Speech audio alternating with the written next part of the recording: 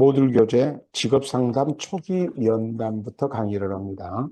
자, 이제 직업 상담 진단은 끝냈고 지금 이 공부가 직업 상담 초기 면담입니다.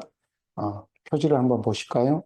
직업 상담 초기 면담 표지가 이렇게 돼 있습니다. 자, 그래서 이 초기 직업 상담 초기 면담 들어가는데 이 직업 상담 초기 면담이요. 초기니까 좀 쉬운 내용 같다라고 생각되지만은 모듈 교재에서도 그렇고요. 그 다음에 NCS 그 수준이 있잖아요. 직업 상담이 대강 5수준의 그 모듈 교재들이 있어요. 그런데 초기 면담은 6수준입니다. 그러니까 처음 만났을 때가 어렵다는 뜻이죠. 물론 여기서 시험에 많이 나온다는 뜻은 아니고요. 초기 면담이 그렇게 쉬운 건 아니다. 실제적인 문제에서. 자, 그래서 이제 학습을 해 나가겠습니다. 학습 방법은 직업상담 진담하고 똑같습니다. 1차, 2차, 이 정도로가 나올 수 있다는 것을 제가 지적해 가면서 처음부터 끝까지 한번 읽어보는 거. 그러면 여러분은 눈을 이렇게 저하고 맞춰 가면서 섬세하게 보시면, 아, 과정평가형 1차, 2차 준비가 저절로 되리라고 봅니다. 이런 방법으로 하시는 것이 가장 좋습니다. 왜냐하면 시험 범위가 모듈 교재에서 나오는데 꽤 모듈 교재에서 넓게 퍼져서 시험에 나오는 문제라 어쩔 수 없이 이렇게 준비하는 게 맞아요. 자, 먼저 학습 1, 친밀 교감 형성하기 위해서 수용적 상담 분위기 조성입니다. 초기 면담에는 이렇게 서로 받아들이는 형태의 상담 분위기 조성이 중요한데, 자, 필요 지식 봅니다. 초기 면담은 상담자와 내담자가 처음 만나는 과정이며 전체 상담 과정을 시작하는 첫 단계입니다. 초기 면담은 직업 상담 과정에서 가장 중요한 면담이라 할 수 있으며 내담자의 논책과 관련된 많은 정보를 초기 면담을 통해 수집할 수 있습니다. 초기 면담 과정에서는 관계 형성, 상담 목표 및 전략 수립, 구조화, 그리고 계약 수립 등이 주요한 요소가 됩니다. 자, 그래서 객관식에서 예컨대 초기 면담에서 주요한 요소가 뭐냐? 이렇게 물어본다면, 공부 좀 해보시면 금방 맞히겠지만은, 관계 형성, 상담 목표나 전략 수립, 구조화, 계약 수립, 이게 초기 면담 과정에서 요소이다. 객관식 형태에서 문제를 낼 수 있겠죠. 초기 면담의 7가지 지침을 보면 면담 준비, 내담자와 만남 및 관계 형성, 구조와 초기 계약 설정과 비공식적 역할 수립, 비밀 유지와 그 한계를 설정해 줘야 됩니다. 그리고 평가사항 및 평가 방법의 인식, 상담 시 필요한 주의사항, 그리고 초기 면담의 종결입니다. 자, 첫 번째 이제 면담 준비부터 시작해야 됩니다. 초기 면담을 시작하기에 앞서 내담자와 만나기 전에 상담자가 초기 면담을 효과적으로 수행하기 위한 준비 과정이 필요합니다. 면담 준비에는 편안하고 수용적인 환경 조성과 필요한 기자재 및 검사 도구 등을 구비하는 것과 내담자에 관한 기록을 미리 검토하고 사전 정보를 탐색하는 활동 등이 포함됩니다. 내담자의 기록을 검토하는 이유는 다음과 같습니다. 첫 번째, 중복 노력을 피할 수 있기 때문인데 만약 검사나 질문지가 예전에 수행된 것이라면 또다시 그 검사를 할 필요가 없죠. 상담자가 면담을 준비할 수 있기 때문입니다. 이제 면담을 준비했으면 그 다음 단계는 내담자와 만남, 그리고 좋은 관계를 형성해야 됩니다. 처음 만남부터 서로가 빈정상해버리면 그 이후에 상담이 될 리가 없죠. 상담 현장의 기본 규칙은 일단 내담자가 상담을 하러 오면 내담자를 반갑게 맞을 준비를 해야 한다는 것입니다. 이 원칙이 깨지면 관심 부족으로 생각하고 관계 발달이 어려워집니다. 상담자는 내담자의 만남을 위해서 다음과 같은 준비를 합니다. 초기 면담의 유형입니다. 초기 면담은 목적에 따라 정보지향적 면담, 그리고 관계지향적 면담, 이렇게 크게 두 개로 나눠줄 수 있습니다. 자, 그래서 정보지향적 면담 하면 상담자가 내담자를 알아가는 과정이고, 관계지향적 면담은 상담자와 내담자가 좋은 관계, 보통 라포라고 표현을 하죠. 이 라포 관계를 형성하는 것을 말합니다. 등으로 구분할 수 있으며 상담이 누구의 요구에 의해 어떻게 시작되었는가에 따라 면담 유형이 달라지기도 하는데 내담자 대 상담자의 솔선수범의 면담입니다. 누가 먼저 시작했냐 뜻입니다. 초기 면담은 내담자에 대해 필요한 정보를 수집하고 받아들이는 면담, 관계의 시작을 알리는 면담 등이 있으며 내담자에 의해 시작된 면담과 상담자에 의해 시작된 면담 등으로 구분됩니다. 상담자에 의해 초기 면담이 시작되면 상담자는 우선 왜 상담을 실시하는지를 설명하여 내담자의 긴장을 완화시켜 줘야 합니다. 대부분 상담자는 초기 면담에 대해서 약간 두려워하고 불확실한 느낌을 갖습니다. 상담자가 그렇게 느낌을 갖는다는 겁니다. 자, 그 다음에 이제 크게 면담은 정보지향적 면담과 그리고 관계지향적 면담으로 나눠진다 그랬죠. 초기 면담이. 그러면 정보지향적 면담은 상담자가 내담자를 알아가는 과정입니다. 자, 이렇게 알아가는 과정이 정보지향적 면담인데 먼저 탐색을 해보는 겁니다.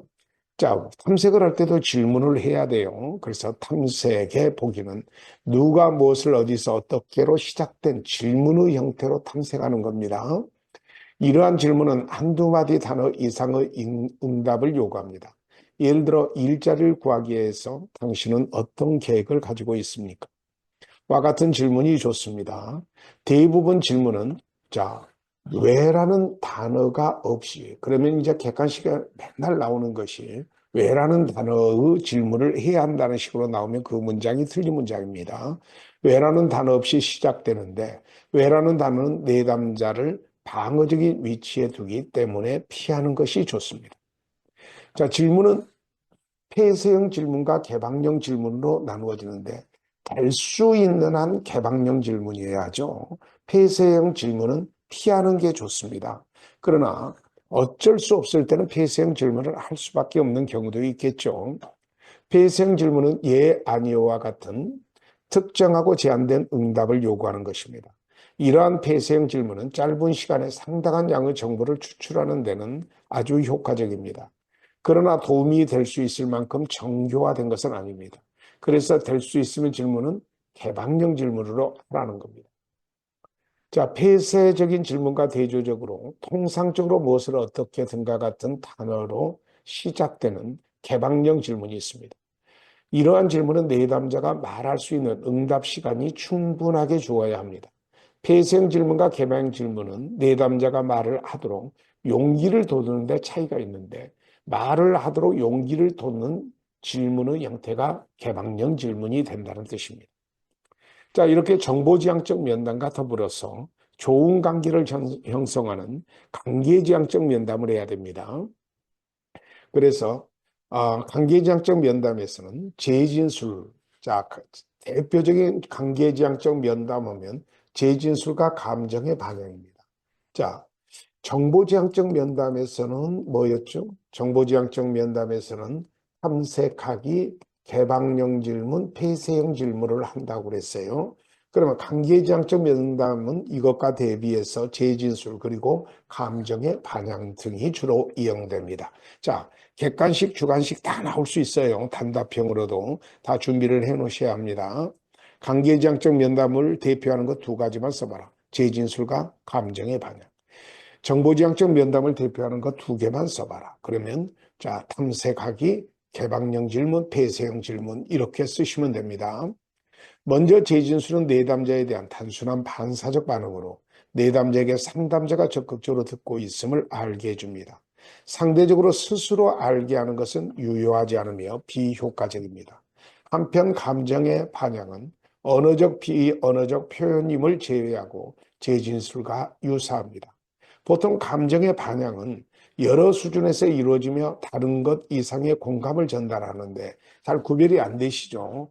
그러면 저는 이렇게 이해를 하라고 합니다. 재진술은 나 감정의 반영이나 다시 보여주는 건 비슷한데 재진술은 인지적 측면, 감정의 반응은 반향은 정서적 측면에 초점을 맞춘다. 이렇게 이해해 주시면 됩니다. 그 다음에 직업상담 내담자 유형 및 특성입니다. 내담자의 유형과 특성을 직업상담에서 상담자는 먼저 캐치를 해야 됩니다. 직업상담에 참여하는 내담자는 기본적으로 직업적 논점 해결에 대한 기대를 가지고 상담에 임하게 되는데, 어떤 내담자는 처음부터 상담에 협조적인 반면에 어떤 내담자는 체면, 위신, 불신 등 다양한 이유로 면담에서 저항하거나 유보적인 태도를 취하기도 합니다. 내담자 유형. 자, 내담자가 여러 유형이 있는데, 첫째, 아주 좋은 유형이죠. 솔선수범 유형이 있습니다. 대부분의 상담자들은 내담자가 협력적인 것으로 생각하고 있으며, 실제로 내담자는 자발적으로 상담하러 오는 경우가 많습니다. 이런 사람들을 상담할 때는 행복하죠. 그러나 자, 조금 문제 있는 내담자들도 오게 됩니다. 처음에는. 그래서 유보적인 태도를 보이는 유형도 있습니다. 이 유형의 내담자는 대부분 상담 과정을 마음내게 하지 않기 때문에 상담자가 이 유형의 내담자를 만나면 무엇을 어떻게 해야 할지, 어떤 방법으로 진행해야 할지 당황하게 됩니다. 자, 가장 문제가 있는 형태가 이 세 번째입니다. 상담 과정에서 반항적이거나 변하기를 꺼리거나 변화를 거부하는 유형도 있습니다. 이러한 내담자들은 상담 과정에 적극적으로 참여할 수 있지만 요구를 변화시키는 고통을 경험하고 싶어 하지 않습니다. 그 대신 현재 행동의 명확성에 집착합니다. 반항적인 내담자의 경우 결정 내리기를 거부하고 문제를 다루는 데 있어서 피상적이며 문제를 해결하려는 어떤 행동도 거부하고 상담자가 말하는 어떤 행위도 거부해 버립니다. 두 번째, 내담자를 상담에 임하도록 도와주는 방법. 자, 내담자를 상담에 임하도록 도와주는 그 주체는 상담자죠. 상담자가 내담자를 상담에 임하도록 도와주는 겁니다. 상담자가 먼저 내담자에게 보이는 분노, 먼저 내담자가 보이는, 그러니까 먼저 내담자가 보이는 분노, 좌절, 방어 등을 예상하여 가설을 구성하여야 합니다. 다음으로 상담자는 설득 방법을 활용해야 합니다. 또 다른 방법은 철저한 대면으로 상담자가 정확하게 내담자가 무엇을 하고 있는지를 지적하는 것입니다. 이때 내담자는 다소 상이한 가업을 완수할 책임을 갖습니다. 자, 이렇게 있죠. 왜 초기 면담이 NC에서 6수준인가 5수준이 아니라 좀 초기 면담이 어려워요. 처음 만났을 때. 그래서 실무적으로 어려운 상황에 많이 놓이게 됩니다. 초기 면담이. 자, 그 다음에 내담자의 특성과 비언어적 행동입니다. 상담 관계는 첫인상에서 시작합니다. 상담자와 내담자가 서로 인식하는 방식은 생산적인 관계 형성에 아주 중요합니다. 내담자들은 각각의 형태, 크기, 성격적 특징, 친밀성 등을 모두 다르게 가지고 등장합니다. 내담자의 비언어적 행동도 매우 중요합니다. 좋아한다는 표시의 7%가 언어적 표현에서, 그러면 38%는 목소리의 톤에서, 55%가 얼굴 표정에서 드러납니다. 그러면 이게 뭐예요? 거의 90% 이상이 비언어적으로 표시된다는 거죠. 좋아한다는 표시. 즉 표정에서 가장 강하게 나타나고 다음에 목소리 높낮이, 마지막이 단어로 표현된 말입니다. 따라서 내담자의 몸짓, 눈의 움직임, 얼굴 표정, 목소리는 상당 관계에서 언어적 표현만큼이나 중요한 것으로 고려되고 있습니다. 이 비언어적 문제, 이 부분을 시험 문제 내기는 어렵습니다. 그러니까 수행 내용에서 따로 이렇게 쭉 한번 보시고 효과적인 비언어적 행동 같은 것도 생각해 보실 필요가 있습니다. 수행 내용은 넘어가시겠습니다. 과정평가의 문제는 철저히 이렇게 필요지식 중심으로 모듈 교재를 정확하게 읽어 놓으실 필요가 있습니다. 자, 관계 형성 기법의 정욕입니다. 자, 먼저 정보지향적 면담과 관계지향적 면담할 때 관계를 초기 면담에 형성하는 기법들을 지금 공부해 나갈 겁니다. 인간중심 상담 이론과 상담자의 기본 태도입니다. 칼 로저스 이론인데요. 칼 로저스 초기 면담에서 상담자와 내담자의 촉진적 관계의 형성은 상담을 시작하기 위한 준비인과 동시에 상담의 성패를 좌우하는 키워드이기도 합니다. 촉진적 관계의 형성을 위해서 필수적 요소인 친밀 교감을 강조한 사람 이름이 칼 로저스입니다. 그래서 칼 로저스는 이 사람의 이론을 인간 중심 상담 또는 내담자 중심 상담 이론이라고 합니다. 그래서 내담자 중심 상담 이론에서 관계 형성을 촉진하는 상담자의 기본적 요거 중요한 단어입니다. 그래서 상담자의 지식이나 기술이 아닌 상담자의 태도를 중시했다는 겁니다. 태도는 일반적으로 정서나 감정이 밑바탕에 깔릴 때 태도가 되죠. 그래서 이 태도가 필요 충분 조건이라는 거죠. 그 태도 세 가지가 요 밑에 나와 있습니다. 시험에 주관식에 2차 시험에 단골 손님으로 나올 수 있어요. 준비를 해 놓으셔야 됩니다. 자, 로저스의 인간 중심 이론입니다. 로저스는 모든 내담자가 자신의 중요한 일들을 스스로 결정하고 해결할 수 있는 능력을 지니고 있음을 강조합니다.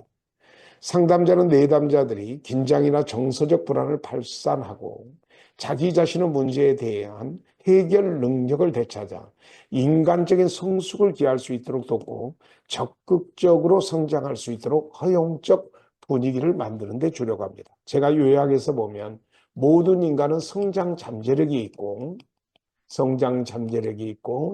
그리고 성장하고자 하는 욕구가 있대요. 그러면 자기 실현 경향성이라고 그래요. 이 자기 실현 경향성이 있고 그걸 통해서 스스로 성장해 나가서 충분히 또는 완전히 기능하는 인간이 된다는 겁니다. 자, 이렇게 성장하다가 어떤 것도 방해 요소가 있으면 그 문제를 스스로 해결할 문제의 해결력도 가지고 있다는 겁니다. 어떤 문제를 가장 잘 해결할 자는 내담자 그 자신이라는 겁니다. 그래서 내담자 중심의 상담이라고 그래요. 그래서 이렇게 발전하면 충분히 기능하는 인간이 된다는 겁니다. 기능하는. 자, 이런 흐름으로 되어 있다는 겁니다. 그럴 때 이제 이 중간에 상담자의 태도가 필요하다는 거예요. 이 태도 중심이 이 세 가지가 나왔는데 아주 중요한 내용이거든요. 그래서 시험에 낼 수 있습니다. 자, 상담자의 기본적 태도 세 가지입니다. 로저스는 촉진적 관계의 형성을 위해 상담자가 갖춰야 될 기본적 태도로서 공감적 이해, 무조건적이고 긍정적 수용과 존중, 일관적 성실성 이 세 가지를 강조했습니다. 먼저 공감적 이해입니다. 상담자와 내담자가 상호작용하는 동안에 발생하는 내담자의 경험과 감정들을 이해하려고 요거 쓰셔야 돼요. 내담자의 경험과 감정을 이해하려고 노력하는 것이 공감적 이해입니다. 자, 공감은 이 동정이 아닙니다. 또 동일시도 아니에요. 그래서 동정, 동일시 이 개념하고는 틀립니다. 상담자가 내담자의 입장이 되어 내담자를 깊이 있게 주관적으로 이해하면서도 자기의 본연의 자세를 버리지 않는다. 이 말 써주는 게 좋을 것 같아요. 만약에 주관식 나오면. 그러니까 자신을 객관적으로 지키면서 내담자의 정서나 감정을 이해하는 것이 공감적 이해예요. 뭐 동정과 다르다, 동일시와 다르다 이런 건 안 쓰더라도 내담자의 경험과 감정들을 자신을 지키면서 이해하는 것이 공감적 이해다. 이 정도로 정의를 해놓으시면 되겠습니다. 자, 그 다음에 수용적 존중입니다. 자, 우리 상담자는 윤리나 도덕으로 판결하는 사람이 아닙니다. 그래서 상담자가 내담자를 평가하거나 판단하지 않고 내담자가 나타내는 어떤 감정이나 행동도 있는 그대로 수용하여 소중히 여기고 존중하는 상담자의 태도입니다. 그러니까 있는 그대로를 받아들이는 거예요. 우리 상담자는 내담자의 인생을 잘 살았니, 잘못 살았니 이렇게 평가하는 게 아니라 지금의 위치보다 더 나은 위치로 옮겨줄 수 있게 상담하는 능력을 갖춰야 되는 것에 초점을 맞춰야 됩니다. 그래서 있는 그대로를 존중하는 것이 수용적 존중이라고 그래요. 자, 검정형 했다가 가정평가형 하신 분은 살짝 헷갈리는 부분이 일관적 성실성이에요. 예, 일관적 성실성. 왜냐하면 검정형에서는 이게 일치성 또는 진실성이라고 표현되어 있거든요. 자, 같은 얘기입니다. 사실은 일관적 성실성. 성실하게 임하고 일치된 표현을 하라는 겁니다. 그래서 상담자가 내담자의 관계에서 순간순간 경험하는 자신의 감정이나 태도를 그대로 솔직하게 인정하고, 그러면 이거 뭐예요? 일치되게 표현하는 거예요. 이거 일치성과 같은 얘기입니다. 경우에 따라서는 솔직하게 표현하는 태도를 말합니다. 이러한 진실한 태도는 내담자와 순수한 인간 간의 만남을 가능하게 하고 내담자의 개방적인 자기 탐색을 촉진 격려하게 됩니다. 그러니까 무슨 계약관계처럼 행동하지 말고 어떤 정서나 감정의 표현을 그대로 해주라는 겁니다. 어, 참 슬프셨겠습니다. 아, 참 괴로우셨겠습니다. 아니면 또 내담자, 아, 그때 그렇게 화를 내신 내담자의 모습, 제가 좀 이해가 안 되는데, 이런 식으로 정확하게 일치되게 표현을 해주라는 거예요. 이것이 일관적 성실성입니다. 이 제목 세 개를 먼저 암기하시고 제목으로부터 뭔가 추론해서 쓸 수 있는 능력이 있으셔야 됩니다. 가정평가형 2차 시험에는 뭔가를 써야 돼요. 그래서 안 쓰시면 안 됩니다. 그래서 쓸 수 있는 내용은 제목을 보고 이렇게 추론해서 쓸 수 있는 능력을 갖추셔야 됩니다. 자, 그 다음에 이제 초기 면담의 주요 요소가 나옵니다. 초기 면담의 주요 요소. 자, 초기 면담의 주요 목적은 내담자와 촉진적 관계를 형성하는 것과 상담의 틀을 형성하는 것이며 이를 위한 주요 요소는 다음과 같습니다. 바로 라포, 즉 친밀교감 형성입니다. 친밀교감 형성은 내담자가 가지고 있는 긴장감을 풀어주도록 노력하고 상담 관계에서 유지되는 윤리적 문제야 비밀 유지의 원칙을 설명함으로써 불안을 감소시키고 친밀감을 형성시키는 과정입니다. 또 감정이입도 해야 됩니다. 그래서 감정이입은 상담자가 길을 전혀 잃어버리지 않고 마치 자신이 내담자의 세계에서 경험을 하는 듯한 능력, 내담자의 세계 자체를 경험하는 듯한 능력이 감정이입입니다. 누가? 주어가 상담자가 그렇다는 거예요. 예. 그래서 내담자의 세계에서 경험을 하는 듯한 능력, 이게 감정이입입니다. 근데 상담자가 길을 잃어버리면 안 돼요. 그래서 언제나 상담자는 자신을 지켜야 돼요. 공감적 이해에서도 똑같은 얘기입니다. 감정이입에는 특수한 두 가지 기법이 있는데 그것은 바로 지각과 의사소통입니다. 이런 거 주관식에 나오기는 어려워요. 그래서 그냥 읽기만 하셔요. 지각과 의사소통. 언어적 행동과 비언어적 행동. 이 앞전 차트에서 비언어적 행동으로 우리 의사표현이 거의 90%가 넘는다고 그랬죠. 그래서 비언어적 행동이 굉장히 중요한 겁니다.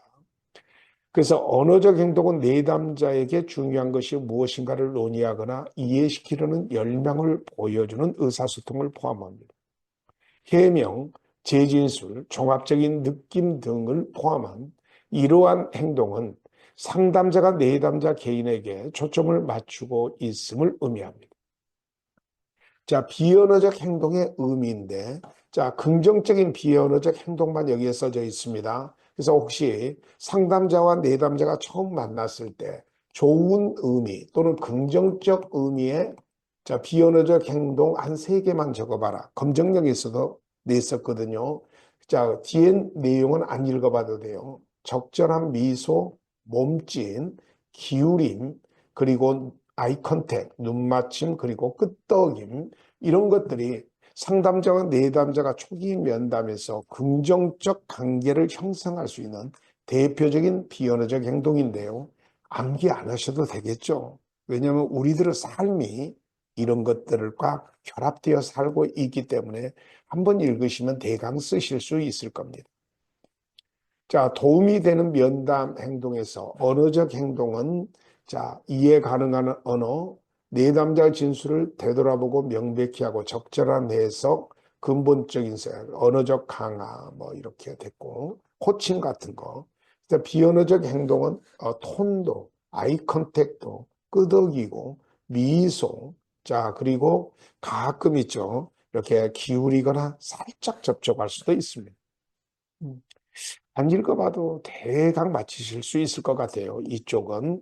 어, 만약에 이런 걸 도저히 기억이 안 되시거나 그런 분들은 조금, 음, 그죠. 사람 관계가 조금 어색한 분이시겠죠. 그래서 자기가 지금 하고 있는 행동을 잘 기억했다가 그대로 쓰시면 돼요. 도움이 되지 않은 면담 행동 중에 가장 문제가 되는 것은 표 1-2에서와 같이 자, 충고하는 것입니다. 자, 충고나 가르치기나 이런 거 하면 안 된다는 거 이미 다른 쪽에서 공부가 되셨죠. 상담자의 모든 행동에서 70 내지 90%는 충고를 하는 형태입니다.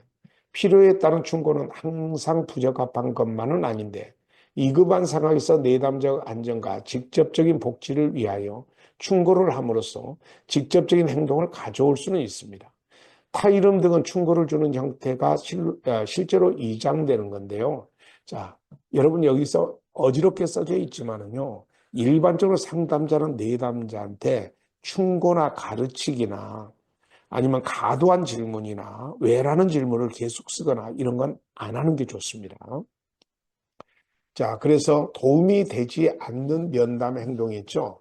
충고, 비난, 타이름 또는 뭐 지시, 생색 이런 거고 비언어적 행동은 뭐 굳이 안 읽어봐도 될 거예요. 멀리 쳐다보거나 돌아앉는 거나 조소, 찡그리거나 입을 이렇게 꽉 다문 거나 손가락질하는 거나 자, 이거 읽어봐야 꼭 아는 건 아니죠. 이런 건 초기 면담에서 상담 관계에서 이렇게 한다면 아무래도 싸움 나겠죠. 자, 그 다음에 이제 요 하품 같은 거 있으면 안 되겠죠. 자, 그 다음에 이제 자기 노출입니다. 초기 면담에 상담자가 자기를 장황하게 나타내는 것은 그리 좋지 않아요. 그렇다고 전혀 감춰버린 것도 좋지 않습니다. 그래서 자신의 사적인 정보를 드러내 보임으로써 여기서 사적인 정보는 상담자의 사적 정보입니다. 주어가 빠져서 헷갈려요. 상담자의 사적 정보를 드러내 보임으로써 자기 자신에 대해서 다른 사람이 알 수 있도록 하는 것입니다. 자, 내담자는 정보지향적 면담이니까 자기 노출은 해야죠. 그래서 내담자가 자기 노출은 성공적인 상담을 위해서 필요하지만 상담자 자신이 자기 노출하는 것은 꼭 필요한 것이 아니니까 잘 컨트롤 하셔야 돼요. 제가 하나 말씀을 드리면 내담자가 여러분이 이제 상담자시겠죠. 그런데 내담자가 사회적 경험이나 이런 게 자기보다 더 많은 것 같다. 그러면 상담자는 자기 노출을 하지 마시고 여백의 미만 느끼도록 하십시오. 근데 사회적 경험이 훨씬 더 적을 것 같다. 내담자가. 자, 그러면 상담자는 살짝 자기 노출해도 될 것 같습니다. 자, 그 다음에 이제 즉시성. 어, 즉시성은 상담자 자신의 바람은 물론 내담자의 느낌, 인상, 기대 등에 대해서 이를 깨달고 대화를 나누는 것을 의미합니다. 즉시성에는 관계 즉시성과 지금 여기에서 즉시성이 있습니다.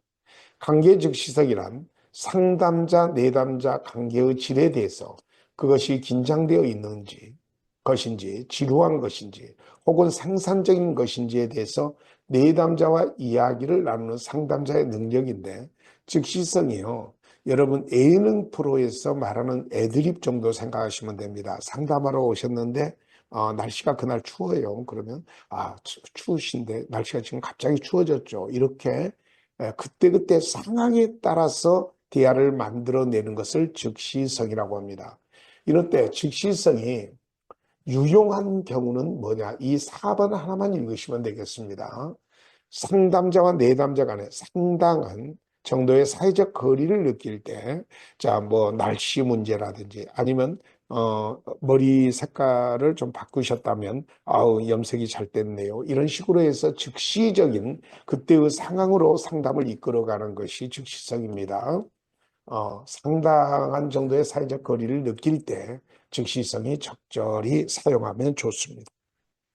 자, 그 다음에, 자, 모든 심리적 문제를 해결하는 만병통치약이 유머거든요. 그래서 상담에서 유머는 민감성과 시의성을 동시에 요구합니다.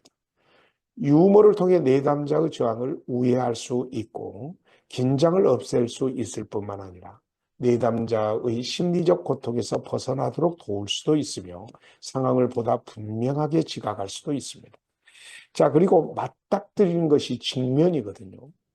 직면은 내담자가 인정하고 싶지 않은 자신의 모순된 모습을 똑바로 바라볼 수 있도록 하기 위한 상담자의 지적입니다. 직면을 통해 내담자는 자신에게 무엇이 일어나고 있는지 그 결과를 분명하게 직시할 수 있고 타인과 더 나은 관계를 맺을 수 있도록 변화를 모색할 수 있으며 자신의 행동에 대해 어떻게 책임을 져야 하는가 이것도 알 수 있습니다. 자, 그 다음에 이제 계약입니다.